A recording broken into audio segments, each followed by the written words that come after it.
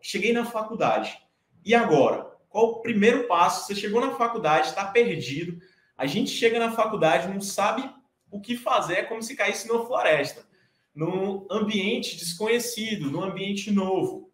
E a maioria de nós, a maioria das pessoas vem de um ambiente de pré-vestibular, da escola, e acredita que estudar para a faculdade de medicina vai ser parecido ou que vai ser igual. E não é. É um ambiente diferente que requer novas habilidades que muitas vezes a gente não está preparado e não aprendeu ainda o que é necessário para tirar o máximo daquilo. Ninguém vai atrás de você para pegar na mão, a não ser o nosso guia do calor aqui. A gente vai dizer exatamente como é esse passo a passo. O que a gente teria feito de diferente? Entrei na faculdade em 2017, vou conversar sobre isso com vocês.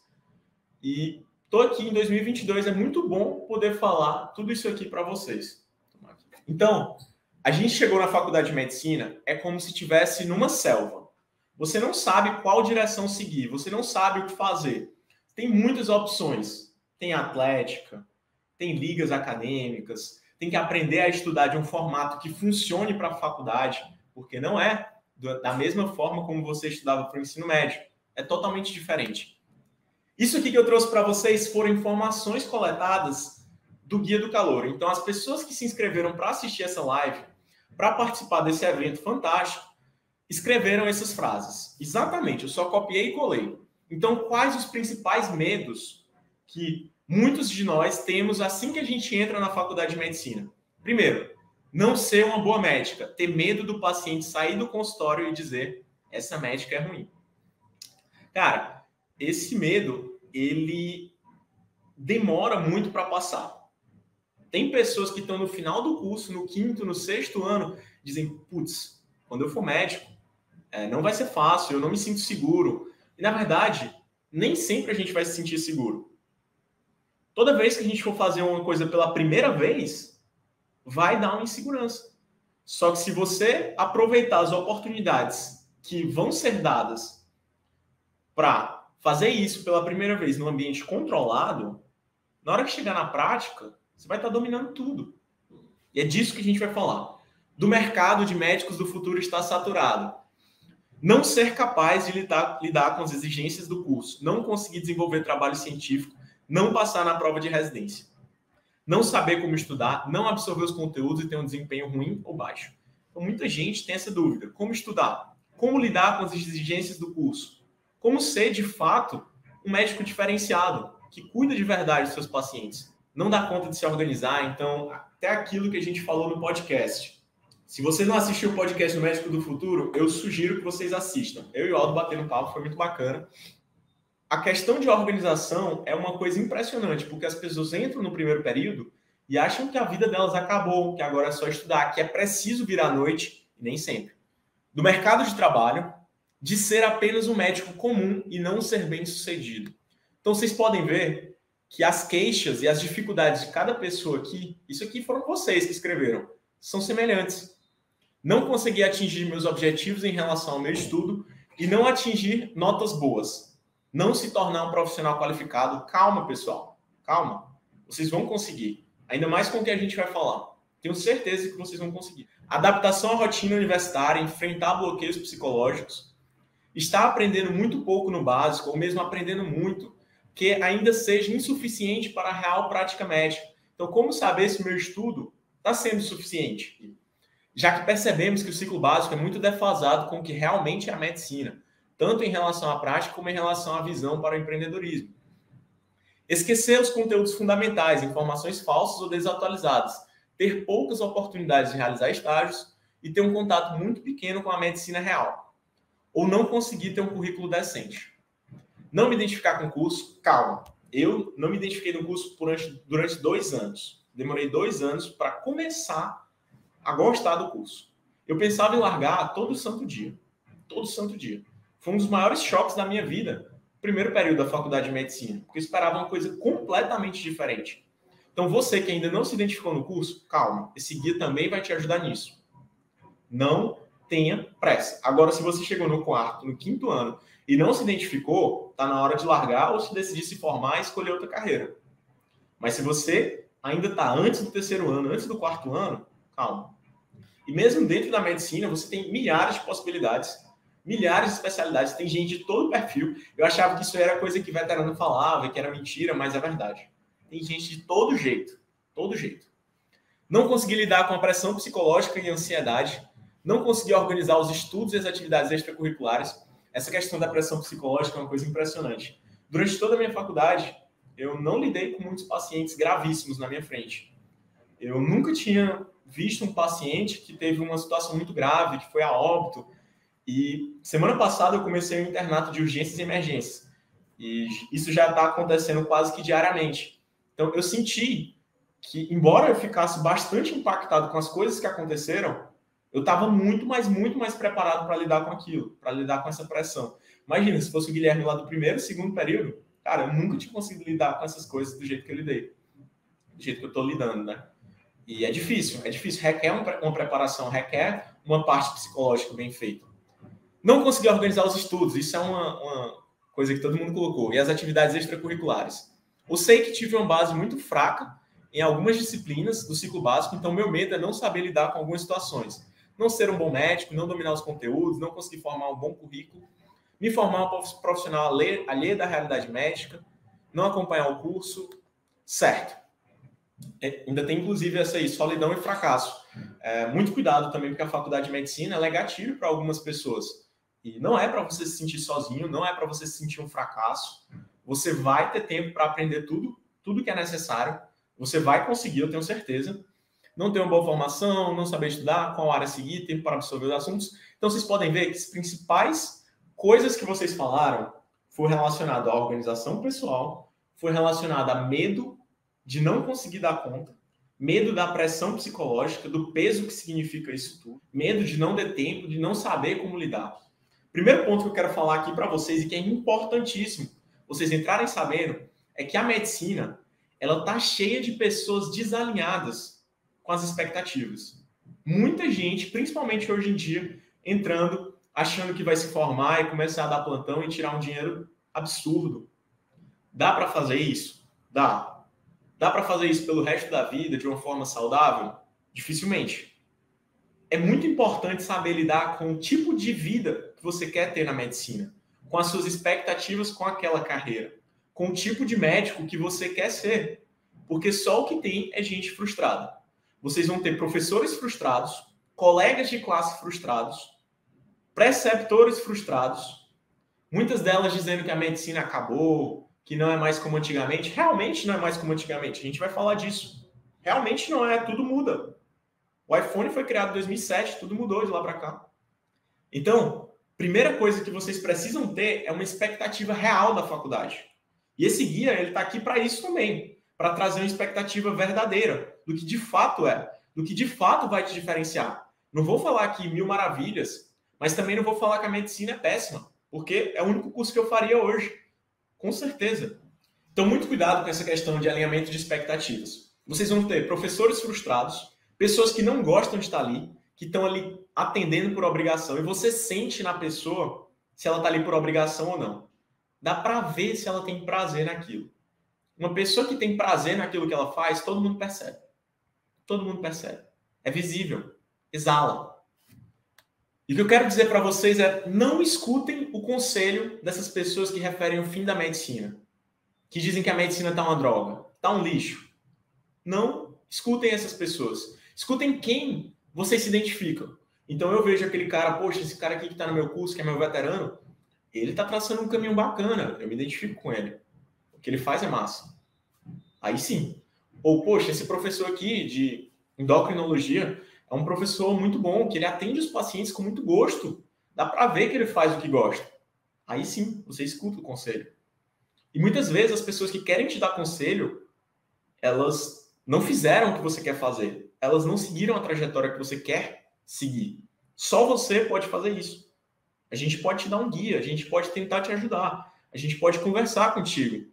Mas não delega essa responsabilidade para outra pessoa. Não delega. Não delega isso a qualquer outra coisa, à política, à situação, à sua faculdade. Não delega isso. Não terceiriza. Dá para ser um bom médico em qualquer universidade do Brasil e do mundo. Eu vou entrar em cada detalhe dos medos que vocês nos falaram aqui na pesquisa do Guia do Calor. Então, tudo aquilo que eu comecei apresentando, aquelas frases que vocês digitaram na nossa pesquisa, são os medos. Então, são medos que as pessoas têm ao entrar na faculdade de medicina. São medos que muitas pessoas sentem durante o curso ou no final do curso. E um grande medo que vocês falaram é o medo de ser um médico ruim.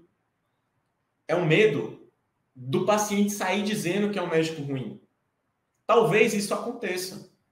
Mas aconteça porque às vezes você se preocupa até demais com a vida daquele paciente. Você não passa exames desnecessários. Você não passa medicações desnecessárias. Você faz tudo conforme precisa ser feito. E aí onde entra também a parte de comunicação. Saber comunicar com o paciente. Você só vai ser um médico ruim ou uma médica ruim se não se interessar pela doença dos pacientes. Então, se você não tiver nem aí para o que eles estão falando, ou se você não investigar o suficiente, não der atenção às queixas deles, aí sim você vai ser um médico ruim. Tratar mal ou não conseguir se comunicar com as pessoas. Então, muitas vezes, vocês não vão saber a conduta exata daquilo. A gente não sabe de tudo e nem queremos saber. Às vezes, a gente tem que chamar um outro colega, tem que chamar, poxa, eu vou chamar aqui o meu colega, porque ele é mais experiente nessa área. E você só vai ser ruim se não se interessar pela doença dos seus pacientes, falar para ele, olha, eu sei o que você tem, mas eu não sei como tratar isso agora. Como é uma doença muito complexa, eu vou pedir a opinião de um colega. Você pode vir aqui comigo e aí chamar o colega para dar uma olhada. Sinceridade, honestidade. 3. Se você for desleixado, descuidado com as pessoas que precisam de tratamento. Então, muitas vezes a gente sabe. Só que eu já vi casos de médico que é preguiçoso, é descuidado, deixa as coisas desenrolarem, as coisas acontecerem e não se interessa o suficiente para ver se aquele paciente vai ficar bem, se ele está entendendo o que está acontecendo com ele, se ele compreende aquela doença. Isso é uma coisa importante. 4. Se você não for curioso. Então, mesmo que você não saiba de nada, que a gente não saiba de nada, porque eu mesmo já tive vergonha em sala de aula, em consultório, de perguntar para o professor uma coisa. Se você não for curioso, isso vai te deixar para trás. Você tem que ser curioso. Se você não sabe, investigue. Se você nunca ouviu falar daquilo, pergunte. Seja honesto. 4, aceitar as limitações do sistema e não se esforçar. Só o que vocês vão lidar, quem está no internato aí pode comentar se é verdade ou se é mentira, são com pessoas que não querem trabalhar, que não querem fazer o básico, que não querem se esforçar um pouquinho. E aí o sistema ele já não ajuda tanto. Então, Hospital X só recebe pacientes se for dessa forma. Então, corre atrás, fala com um colega, vê se tem como você ajudar. Faz tudo ao seu alcance. As pessoas muitas vezes pensam assim, eu não tenho nada a ver com isso, o que eu podia fazer já foi feito. E pronto. E não é assim. Às vezes dá pra gente tentar mais, dá pra gente ver, olha, você pode tentar falar com essa pessoa ou chamar assistência social para conversar com você. Ou então, às vezes, o paciente precisa judicializar o caso, entrar com um processo para poder ser atendido em outro hospital. Isso acontece. E, por último, uma coisa que acaba com a maioria dos médicos, tiver um ego maior do que você mesmo. Então, se você tiver um ego gigante, você nunca vai pedir a opinião de um colega. Você nunca vai ser sincero com o seu paciente. Você não vai ser honesto nas suas condutas. Isso é um receio. Isso é um problema. Isso é um problema para a sua prática. Porque esses 6 pontos são pontos fundamentais para você entender o que forma um médico ruim. E uma coisa que eu quero dizer para vocês, tomem cuidado com seus exemplos. Às vezes a gente está na rotina, no dia a dia, 12 horas de plantão, 11 horas e meia de plantão, lá quase acabando, chega um paciente para falar com você. E aí você não quer mais nem ouvir o que ele está dizendo, não tem mais paciência. Cuidado, sempre que você tiver esse tipo de comportamento, ligue um alerta e tente mudar. Até é importante que, se vocês tiverem algum amigo que se interessa por esse tema, algum parceiro da faculdade, digam para eles entrarem nessa live, manda essa live para eles, que é muito importante ter parceiros nesse caminho, né? É uma caminhada longa, a gente vai falar sobre isso durante a apresentação. Mas eu preciso saber de tudo? Não!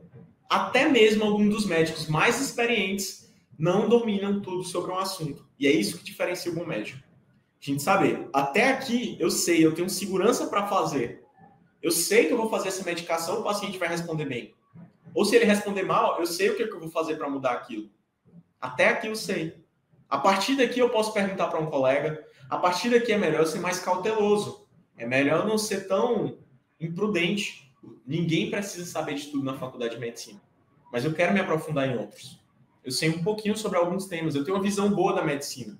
E até uma coisa super interessante que eu acho que me deixa muito seguro hoje é saber, porque eu sei exatamente o caminho que eu vou seguir.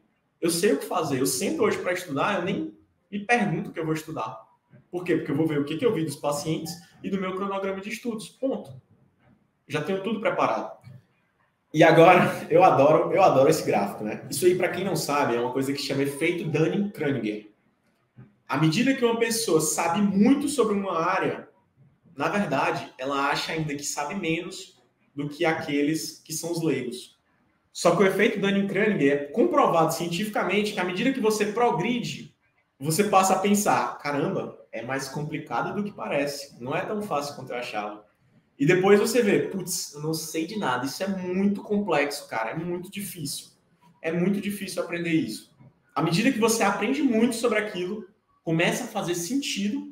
E quando você vira um expert, então que sabe muito sobre aquilo, você sabe que sabe alguma coisa sobre o assunto, mas nunca tudo. Nunca. Você sabe de tudo. Então, o leigo, aquele que acha que é o cara, sempre vai achar que sabe mais até do que quem é expert. Isso é comprovado cientificamente. Quanto mais a gente estuda um tema, quanto mais a gente vê alguma coisa, mais a gente sabe que aquilo é complexo. Tenho certeza que se vocês têm alguma disciplina que vocês gostaram mais, gostavam de estudar muita matemática, muita ciência, vocês perceberam que à medida que se aprofundava, não chegava no fundo. Ficava, caraca, eu sei um pouquinho, mas sempre tem mais para aprender. Isso é o efeito Dunning-Kruger. Então, tenham consciência disso, de uma abordagem de aprendizado contínuo. É isso que a gente quer passar aqui para você. É uma abordagem essa que vai te fazer um médico diferenciado. Então, tem 4 adjetivos aí que eu acho que definem o médico que se diferencia. Uma pessoa prudente, que não toma decisões que podem custar a vida das pessoas. Que sabe que se uma coisa não é segura, ele não vai fazer. Que sabe que se uma medicação não tem evidência científica para ser feita, ela não deve ser feita. Isso é um médico prudente. Um médico consciente. Então, que entende aquela situação, que está ciente daquilo, que tem consciência, que sabe o que é aquilo. Tem que saber. Curioso. Todo bom médico é curioso, gosta de saber, gosta de estudar. Se tem uma coisa que ele não aprendeu o suficiente, ele vai atrás, ele chama colega, ele monta discussão, ele monta casos com os colegas, ele debate com os alunos, tem as reuniões clínicas, que vocês, quando estiverem no internato, vão ter a oportunidade de participar. As reuniões onde debatem os casos mais complexos. Então, se existe uma reunião clínica, é porque a gente não sabe de tudo. Se os casos mais complexos precisam ser debatidos, é porque a gente não sabe de tudo. E organizado. A gente vai falar aqui muito sobre a organização, muito, muito mesmo. Galera, vamos falar agora sobre mercado saturado. Vamos falar sobre isso aqui. Primeiro, não importa a faculdade que você faça, não importa. O que importa é a forma como você aborda o seu curso. É claro que às vezes precisa de uma abordagem acima, diferente dos seus pares. Às vezes você está no meio, numa faculdade, que as pessoas ao seu redor não têm uma abordagem, uma pegada que você tem. Então tome cuidado quando isso acontecer. Vamos falar agora sobre o mercado saturado. E o mercado, eu vou falar uma coisa polêmica agora, isso aqui é polêmico, mas o mercado ele não está ficando saturado, pessoal. Ele está ficando justo. Primeiro por quê? Vamos imaginar, ser um médico antigamente era muito tranquilo. Vamos dizer assim, na década de 70. As evidências científicas nem eram tantas, os pacientes não eram informados. Então, muitas coisas aconteceram na medicina aí, aconteciam atrocidades, ninguém ficava nem sabendo. Então, ser médico nessa época era tranquilo, às vezes você aprendia muita coisa no paciente.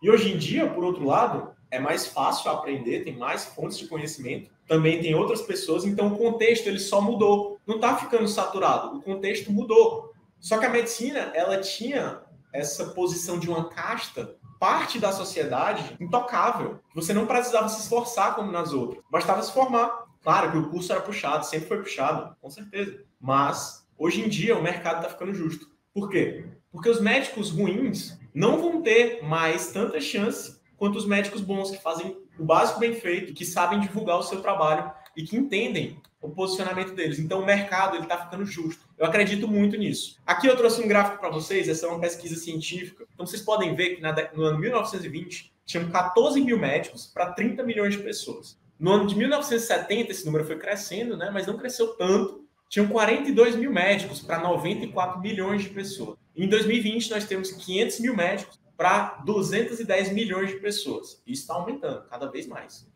Em 1920, 0,046% da população brasileira era feita de médicos. Em 1970, 0,045%. Passaram-se 50 anos e nada mudou. O número de médicos, percentualmente, era o mesmo. Em 2020, esse número passou para 0,24%. E esse número é crescente, é um número que está crescendo, o percentual de médicos, comparado com a população brasileira. Porque isso criou na medicina uma situação de comodismo. A maioria dos médicos, eles não precisam se preocupar com o paciente. É um serviço que é centrado no profissional. O paciente, se ele vai esperar a manhã toda, a tarde toda, vai ficar em jejum esperando o procedimento, ninguém está nem aí. E foi isso que esse número pequeno de médicos, restrito, causou. Agora, com o aumento, a gente tem que fazer melhor. A gente tem que dar uma dignidade no atendimento. Ser um bom médico. Muitas vezes a gente tinha um dia de consulta. Quando ia ser atendido, quando ia para o consultório, era um dia de consulta, perdia o dia inteiro. Você não ia trabalhar. Os médicos estavam acostumados com atraso. Então, os procedimentos, as consultas eram ineficientes e pouco resolutivas. E a relação médico-paciente era pífia, era muito fraca. Você não precisava explicar de verdade para o seu paciente o que você estava fazendo. Então, isso gerou um comodismo na medicina de muitos médicos que perderam a empatia, que perderam a vontade no processo. E a realidade é que o médico, para o paciente, é só mais um prestador de serviço. Não tem que ser aquele serviço, putz, hoje eu vou ter no médico. Não, não é para ser assim. E é por isso que o mercado está ficando justo. Ninguém tolera mais ser maltratado, ter que esperar milhares de anos para ter um atendimento. Até no setor privado você tem esse tipo de coisa. Então o médico, para o paciente, ele tem que entender que a gente é só mais um prestador de serviço. As oportunidades fáceis, elas estão diminuindo. Elas estão reduzindo. Então agora, quando você se forma, não tem mais o tipo de oportunidade do tipo, cara, vou ir aqui para um lugar, vou fazer um trabalhozinho meia boca e ganhar meus 20, 30 mil reais. Não existe mais isso. Cada vez mais vai diminuir. Cada vez mais vão ter mais médicos formados querendo essas mesmas vagas. Mas vocês não precisam ter medo disso. Não precisam. O que eu trago para vocês ainda, a distribuição de médicos em regiões, como o Sudeste, como algumas capitais que têm uma grande quantidade de médicos. Então, grandes centros hospitalares. De fato, as oportunidades elas estão mudando de lugares. Tem muita oportunidade com soluções para o interior, com inovações, com tecnologia. Então, a minha única intenção com esse slide é só abrir a cabeça de vocês, dizer que não existem só aquelas oportunidades que a gente vê, mas existem outras oportunidades além delas. Ada Health é um aplicativo que você pode baixar gratuitamente na App Store e começar a utilizar. E isso foi uma pesquisa científica fizeram um teste, né, uma pesquisa científica, uma universidade fez, comparou o médico versus o aplicativo. O quanto que o médico conseguiria diagnosticar e dar o tratamento correto sobre uma doença e o quanto que o aplicativo conseguiria, o Ada Health. Entre todos os aplicativos, a média dos aplicativos foi de 38% de acurácia para diagnosticar as condições, né, as 3 condições que eles selecionaram. Os médicos conseguiram 82%, e a Ada, que é esse aplicativo aí que a gente está falando, que tem milhares de médicos, tem um monte de cientistas trabalhando nisso, conseguiu 70% de precisão para diagnosticar e falar sobre doenças, enquanto que os médicos conseguiram 82%. Beleza. Nenhum aplicativo conseguiu ir melhor, performar melhor do que os médicos. Só que vocês acham que isso aí vai ser para sempre? Que esse aplicativo nunca vai melhorar? Que ele vai ficar em 70% daqui para frente? Ou que um dia ele vai chegar e se equiparar e chegar perto dos médicos? Porque isso aqui é uma preparação.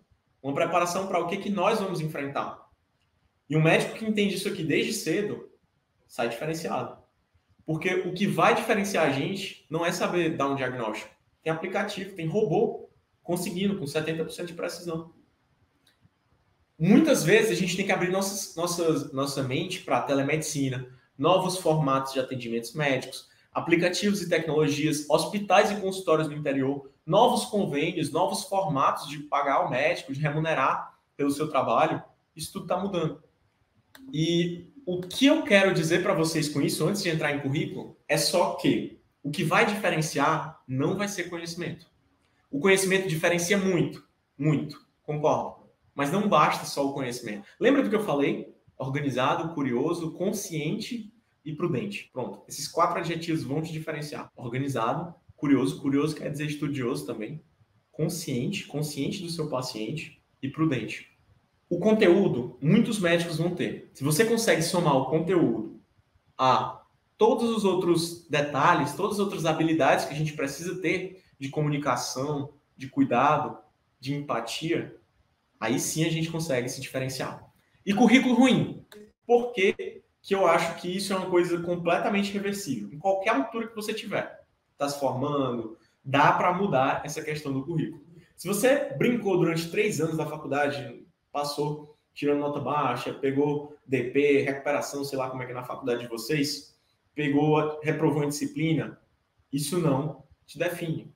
Alguns excelentes médicos já repetiram, já reprovaram, já tiraram notas baixíssimas. Dá tempo de mudar, dá tempo de fazer um bom currículo.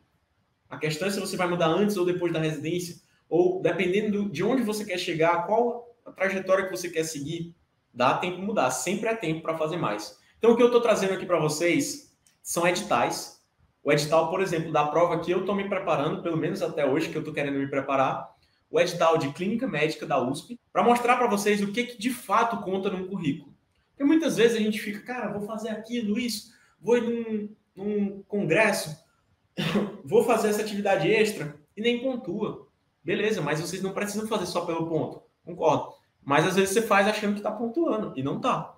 Então é muito importante vocês terem noção do que é de fato um currículo bom. Participação em congressos estaduais, cada um dá 2 pontos. Encontros, jornadas ou afins, 1 ponto. Eventos de organização estudantil, 1 ponto. Duração do internato.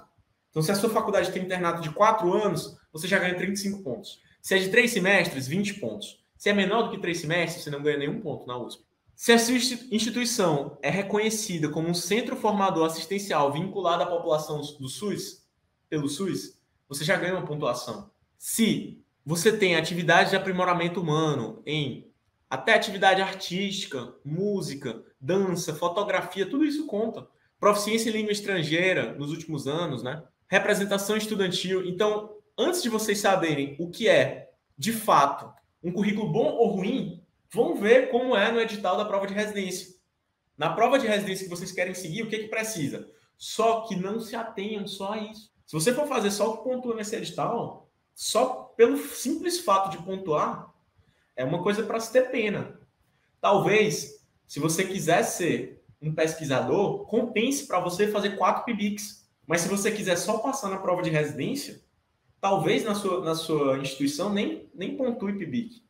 PIBIC se chama Programas de Bolsas de Iniciação Científica. É um edital que você concorre com outros alunos da universidade e aí você recebe durante 1 ano ou iniciação científica voluntária sem receber para fazer pesquisa científica, iniciação. Então, às vezes com ratinho em laboratório, às vezes pesquisas clínicas em hospital. Então, é uma pesquisa durante 1 ano que a universidade te financia e aquilo fica no seu currículo. Só que não faça só por fazer. Eu faço meu PIBIC numa área que eu acho super interessante. Inclusive, enviei ontem a minha apresentação para o Congresso Mundial de Cardiologia, baseado na minha iniciação científica. Vou para o Congresso por causa de uma coisa que eu comecei na faculdade. Então, vou apresentar no Congresso Mundial de Cardiologia o resultado do meu PIBIC. E esse PIBIC já vai ser publicado como um artigo científico numa revista internacional, na Global Heart, que chama. E é uma revista super interessante. E por que eu fiz isso? Eu fiz por causa da pontuação, claro. Mas eu fiz porque eu acho esse um baita trabalho. É um trabalho numa área que eu quero seguir. Numa área que eu quis publicar, numa área que eu corri atrás. Isso faz diferença. Então, é isso que eu quero dizer com não faça só pelo currículo. Tudo bem, o currículo é importante pontuar para a prova de residência. Mas também era importante para mim. Atlética vale a pena. Atlética vale muito a pena fazer. Ir para a intermédio, participar de torneio, ser atleta, participar de bateria, vale muito a pena. Centro acadêmico é uma coisa que umas pessoas adoram e outras odeiam. E o que eu posso dizer para vocês é façam trabalhos bem feitos nessas coisas. Se você vai participar da Atlética, se você vai para o centro acadêmico, dê o seu melhor lá dentro. É o seu nome. Se você for um presidente que trouxe coisas boas para o curso, uma coisa fantástica, vão lembrar de você para sempre. Todo mundo vai querer trabalhar com você. Sua história está sendo construída desde o primeiro período, desde antes, desde o começo. E se você persistir, se você continuar nessas coisas, fazer um trabalho bem feito na sua liga, no seu estágio, no que seja, vai fazer diferença. Então, ligas e estágio. Já participei de liga, estou na liga de cardio há quase 4 anos, adoro essa liga. Participo na questão de estágios também, eu não participei de nenhum estágio oficial. Nos períodos que eu podia, teve pandemia, aí acabaram os estágios, então acho que no máximo abriu 1 ou 2 editais para minha turma. Mas de verdade, o currículo ele não vai te aprovar nas provas de residência. Ele não vai te aprovar na maioria das provas, então não precisa se preocupar tanto. Então, não quer dizer nada, não quer dizer nada. Não existe um momento perfeito para você estar fazendo alguma coisa. Mas aquilo é uma sugestão de como organizar. Então, primeiro período, vai na atlética. Segundo período, vê mais isso aqui. Então, vai acrescentando poucas coisas, aos poucos. Porque se você quiser fazer tudo em um único período, você vai acabar fazendo tudo mal feito, ninguém vai gostar de você. Bloqueios e timidez. Eu me lembro, a primeira vez que eu estava, sei lá, no segundo, terceiro período, eu estava em alguma prática no hospital, e foi a primeira vez que me chamaram de doutor. E sempre, essa é uma coisa estranha, é uma coisa que no começo eu relutava muito. Não sei de nada, eu não sou médico. Porque a gente sente lá no básico que, cara, eu não sei de muita coisa ainda. A gente tem essas dúvidas acontecem, elas são normais, vocês vão saber. Então, bloqueios e timidez, vocês vão achar estranho a primeira vez que forem chamados de doutor. Aceitem serem chamados de doutor desde cedo e compreendam as suas limitações. Tentem enfrentar isso, lidar com isso. Eu tinha muito receio de fazer qualquer coisa. E eu quero até mostrar isso para vocês. Só tem uma única forma de se livrar disso. Você nunca vai estar preparado para ser o médico que vai dar um diagnóstico terminal para o paciente. Não existe preparação no mundo que vai te deixar confortável 100% nessa situação. Você vai aprender um protocolo, chama protocolo Spikes, você vai aprender e desenvolver a sua forma de passar notícias. Mas a única forma de aprender a fazer isso é fazendo. Existem algumas coisas na vida que a gente nunca vai estar pronto até fazer. E a medicina, começar a praticar, é isso. Uma coisa que eu teria mudado na minha forma de abordar o curso no começo era ser mais proativo. Seja proativo. Se o professor perguntar, alguém quer tentar entubar? Levante a mão. Alguém quer tentar entubar esse paciente aqui no centro cirúrgico? Levante a mão. Se exponha a tentar. Não seja também um babaca com seus colegas. Poxa, faz um revezamento, mas também não fica lá no cantinho, sabe? Não fica escondido no cantinho, tipo, meu Deus, se todo mundo cair aqui no chão, vão me chamar por último. Não faça isso. Eu fui assim no começo, eu tinha medo. Eu tinha medo, cara.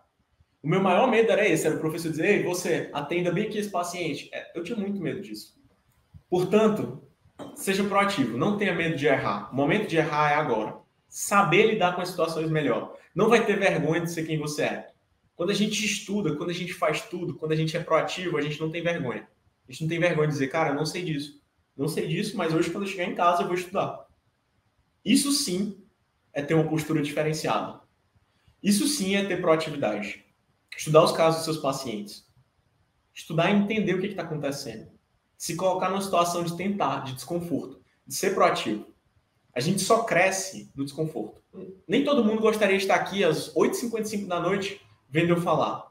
Mas vocês estão aqui pagando o preço. Vocês estão pagando o preço do crescimento. E vocês vão ser recompensados por isso. Uma única dica, se eu posso dar uma única dica para vocês, é que eu teria errado mais. Teria tido menos medo de errar. Eu teria sido mais proativo, eu teria errado mais. Pois uma única dica que eu daria para aquele Guilherme lá no começo, tá tudo bem. Às vezes o teu colega que estuda mais do que tu aqui, que tira notas melhores, ou que sabe decorar tudo, todos os ossos do corpo na anatomia, lá na frente tu vai saber mais do que ele. Isso acontece todo dia. Portanto, não tenham medo de errar. Não tenham vergonha de errar. Alguns procedimentos que vocês podem utilizar durante o curso e durante o internato para tentar aprender e para tentar se expor mais ao aprendizado. Quando eu senti o impacto de associar a prática com a teoria, quando vocês estiverem com os dois unidos. Então, intubação. O professor falou, galera, estamos no centro cirúrgico. Quem quer tentar intubar o paciente? Isso aconteceu comigo no quarto período. Vocês acham que eu fiquei na frente da fila? Não, eu estava no cantinho, escondido. Caraca, tomara que ele não me chame para intubar. Vai que eu mato esse paciente bem aqui. E é um ambiente controlado. Quando você for fazer a mesma coisa no 12º período, vai ser com a mesma dificuldade. Não vai ser mais fácil. Acesso venoso central, você está numa disciplina de endocrinologia, cardiologia, o professor diz assim, quem quer atender? Quem quer colher a história? Vá. Se você não souber, você diz assim, olha, Eu sou só o estagiário aqui do hospital. Não fala estudante, que às vezes o pessoal olha com mau olhar. Mas olha, eu sou o estagiário, o acadêmico aqui de medicina. Fala isso. Prescrições. Então, se disseram, poxa, o que eu passo para esse paciente? O que eu vou dar de remédio? O que eu posso passar? Sugere, diz professor, eu acho que você poderia passar uma hidralazina, você poderia passar uma adrenalina, sei lá o que for, qualquer remédio. Debate com o professor. Vocês só vão aprender medicina fazendo na prática, estudando na teoria, vendo o que deu e fazendo esse ciclo infinitamente. Dúvidas em aulas. Então, se exponham a dúvidas. Pergunte. Se você não sabe de uma coisa, pergunte. Não tem problema em não saber. Nem que você seja piada. Tá tudo bem. Se você estudar, se você for curioso, todo mundo vai perceber. Todo mundo vai perceber. É claro que tem aquele pessoal que não estuda e fica tirando dúvida besta. Mas eu queria dizer para esse cara bem aí, para o Guilherme, cara, tanto faz. Tenha coragem de se expor. Não tenha medo. Estudos e organização são importantíssimos. Aprender pouca medicina no básico. Então, se vocês ainda estão lembrados, acompanhando lá desde o começo, isso aqui são os medos que as pessoas escreveram na pesquisa do Guia do Calor. Tem medo de aprender pouca medicina no básico. Primeira coisa que eu posso dizer, calma. Não está na hora de aprender medicina de verdade. O momento certo vai chegar, só que tem como se adiantar. E eu teria me adiantado mais. O que eu posso dizer para vocês é calma. O momento de aprender medicina não é no básico. Só que tem uma dica que é fundamental e fenomenal aqui para quem está no básico e no começo do curso, que é o seguinte: se você quiser se adiantar, anote isso aqui. Vá uma vez ao mês em algum hospital ou pronto-socorro. Beleza, eu não consigo uma vez ao mês. Vai uma vez a cada 2 meses para se dedicar à medicina.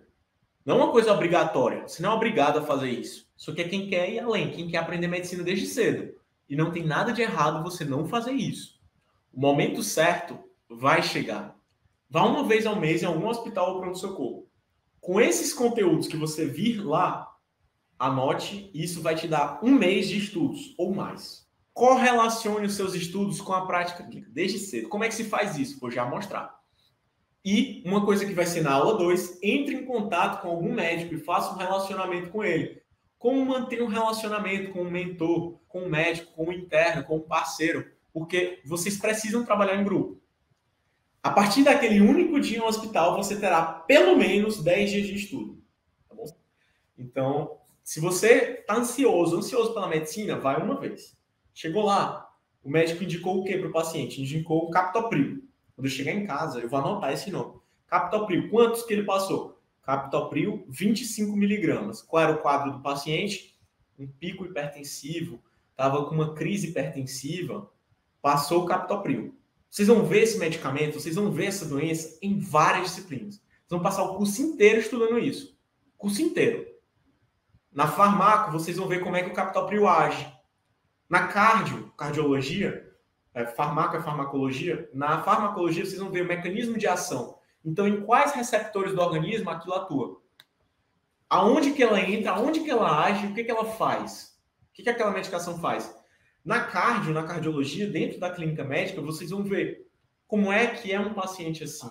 Antes disso, na semiologia, como é que eu colho uma história? Então, vocês vão ver o mesmo assunto várias vezes ao longo do curso. Captopril lá no primeiro período, na Fundamentos da Prática Médica, depois na semiologia, como colher uma história do paciente, depois vocês vão ver na cardiologia, quando é que passa o captopril, vocês vão ver isso várias vezes. Então, se você for no hospital um dia, o médico passou o captopril, você vai anotar. Talvez quando você está no primeiro, segundo período, você não saiba nem o que é um captopril. Você não sabe nem o que é aquele remédio. Mas depois vai fazer. Então, aquela anotação, ela fica. Depois você vai voltar e vai lembrar. Lembra daquele paciente que eu vi há 1 ano atrás? Caraca, então era isso que eu deveria ter feito com ele. Agora eu vou falar para vocês sobre o maior medo de todos. Não ser suficiente. Não acompanhar o curso. Não aprender o que é necessário. E tem muitas pessoas que entram num ciclo de desespero, um ciclo de ansiedade, de angústia, com medo disso. Não ser suficiente, não acompanhar o curso. Calma. Você vai conseguir organizar uma forma. Você vai achar. Você vai conseguir ser o suficiente, você vai conseguir acompanhar um curso. Então, agora a gente vai entrar na parte mais importante dessa live. Ou você continua estudando igual no ensino médio, ou você aprende a estudar de verdade. E algumas pessoas nunca vão aprender a estudar de verdade. Isso mesmo.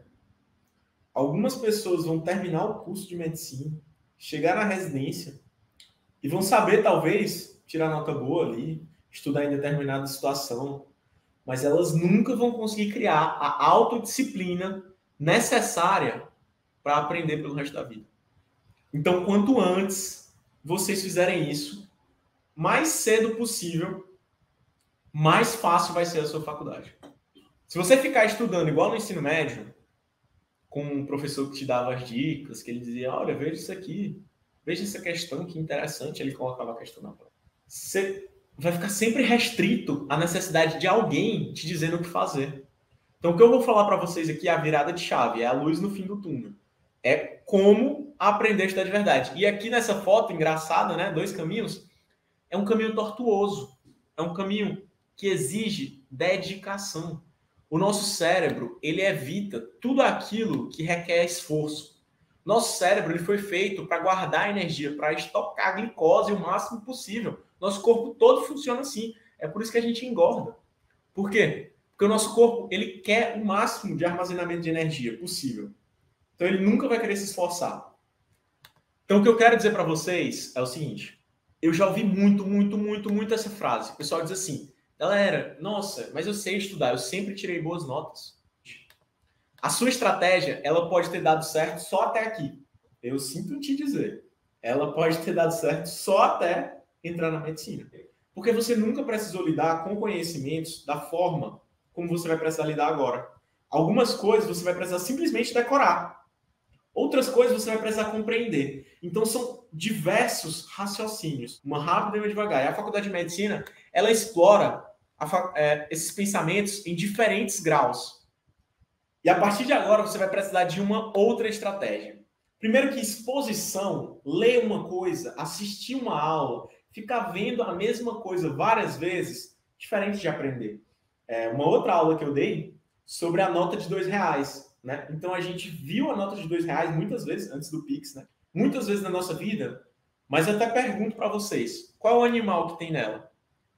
E quando você pergunta para a maioria das pessoas que com certeza já teve contato com a nota de R$2, elas não se lembram qual o animal que tem lá. A exposição não significa aprendizado. E isso é o primeiro ponto-chave de aprender a aprender. Esse gráfico, ele vale para tudo na vida. Aprender é diferente de ser exposto. E o que eu posso falar para vocês, eu adoro esse gráfico. Se você melhorar 1% ao dia, ao final do ano você terá melhorado 37 ponto, ou é 31 ou é 37, não me lembro, 0,18%. Vezes, desculpa. Você terá melhorado 31 vezes. Quanto que se você piorar 1% ao dia, no final do ano você só vai ser 3%. Isso é o poder de pequenos ganhos. Se você começar a aplicar na sua estratégia de estudos hoje, assim que acordar, se você começar a testar, a experimentar, a fazer bem feito, no final do ano, você vai ter feito uma baita diferença. Uma baita evolução. Esse é o poder dos pequenos ganhos. Monte um cronograma. Quem não sabe o que precisa fazer, não faz. E esse cronograma, ele pode ser diário ou semanal ou até mensal. Veja o que funciona para você. Cada pessoa é única. Cara, eu nunca fui organizado. Eu nunca fui um estudante organizado. Mas eu percebi, a partir do meu 3º ano de medicina, 4º ano, 3º para o 4º ano, que eu precisava me tornar organizado. Se eu quisesse dar conta da faculdade, ser diferenciado e ter tempo para fazer outras coisas. Eu precisava montar um cronograma. Mas como? Como que eu vou montar um cronograma? Tá aqui, milhares de opções que cada pessoa pode pensar. Não é list não, tá errado aí. To-do list, a gente vai falar como é que se faz uma to-do list. Cronograma semanal, então pega um cronograma e anota cada dia o que você vai fazer. Calendário, tem gente que é agenda do celular, calendário do celular, Google Calendar, Planner, bullet list, né? Enfim, tem milhares. Olha isso aqui é no Notion, uma pessoa que gosta de utilizar calendário, por exemplo. Essa pessoa utilizou no Notion esse formato de organização e funcionou para ela. Se funcionou para você, tá bom. Não importa. Se funcionou para você, tá bom. Eu sei como é que eu sou. Eu sei que eu sou impaciente. Eu sei que eu não quero fazer isso aí. Eu não quero. E a maioria de vocês não deve querer fazer também. Isso aqui dá trabalho. Não quero fazer isso. Só que isso aqui sou eu. Isso aqui sou eu. Guilherme, o que eu faço? Eu sei o que funciona para mim. Então tá aí, ó. No meio, bem, ó, vocês estão vendo. Dia 1º de agosto. Estudar a sepse neonatal, ler sobre a ala canguru. Eu comecei primeiro dia de internato. Em inglês, né? As coisas que você tem para fazer no dia. To-do list.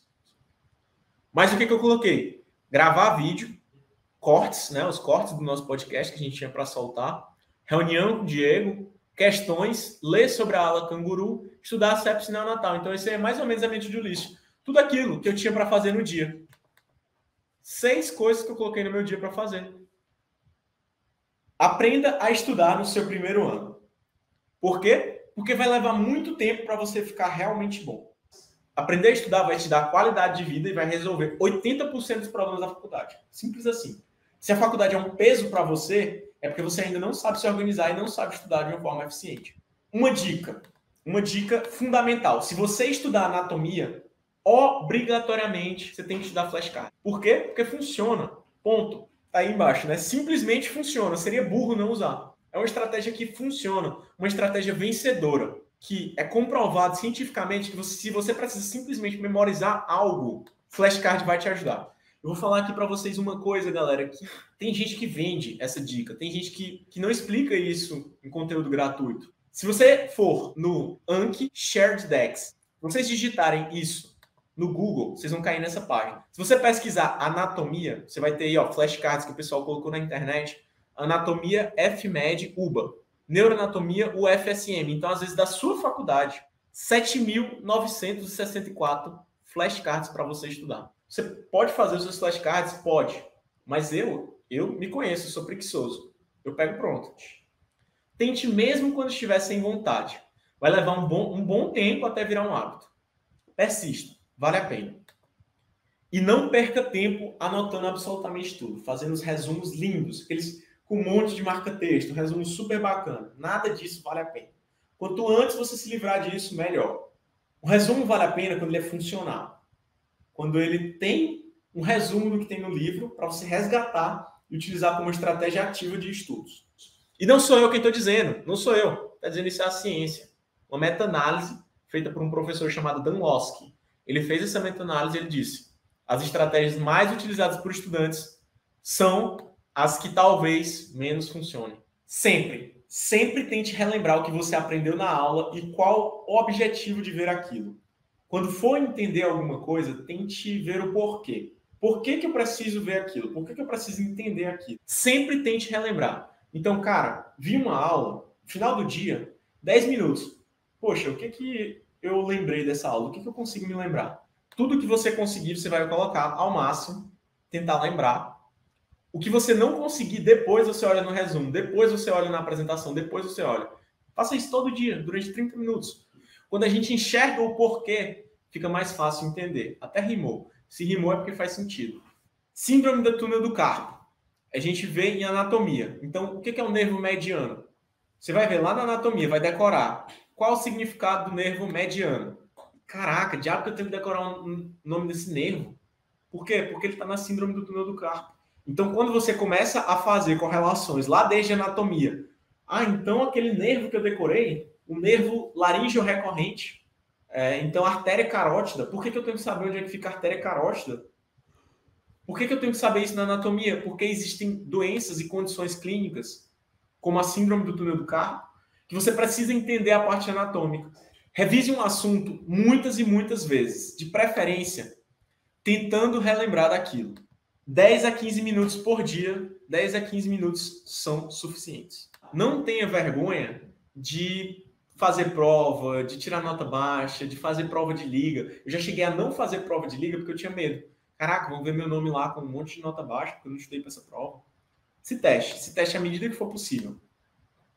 Autorresponsabilidade não é fácil. Mas se você conseguir, já era. Sua vida está resolvida. E disciplina nos estudos, na sua organização, é o que faz diferença. Tenha calma, é você contra você mesmo, melhorando um pouco a cada dia, fazendo o básico bem feito. Você será um excelente médico ou médica no futuro, eu tenho certeza disso. E a gente está junto nessa jornada. E eu queria também falar essa frase aqui, porque o sucesso O sucesso na vida, quem é bem-sucedido, se é que existe uma fórmula, se é que sucesso para mim é completamente diferente de para outras pessoas, é ir de fracasso em fracasso sem perder o entusiasmo. Sucesso é isso.